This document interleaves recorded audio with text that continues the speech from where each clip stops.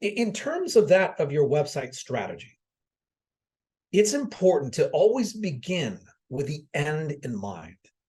Do you have a clear strategy? I'll give you an example. In one of the recent groups that we started working with, it was interesting. They shared with us about how, sure, they're interested in new prospects, but really they would like this 80-20 principle, meaning 80% of our activity focused on, like the lion's share of the activity, they want it focused on their existing customer to be able to cross-sell, promote, cross-sell, upsell, make sure that they're keeping stickier customers, make sure that we're communicating with them.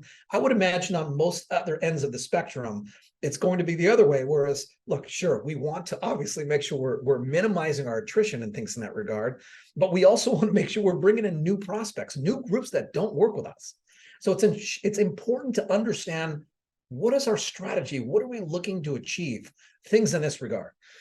So the other thing is, the strategy in terms of our website, we want to make sure that our goals are aligning with the strategy and vice versa. It's like, for example, generally speaking, your marketing strategy is based on what your sales strategy is.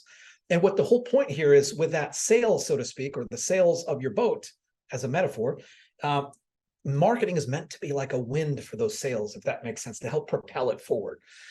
It's important to make sure that we have our content that's like organized so that that we have a great user experience.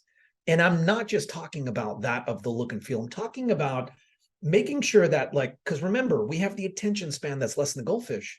We've got to make sure that we're finding that right away. And it's crystal clear as to what you do and how you can help me being your customer. And we want to make sure, because many of us service, remember, most of us here in the chat reference the fact that we work with both. We work with both residential and commercial end users. So we've got to make sure that we're speaking to the needs of both of them.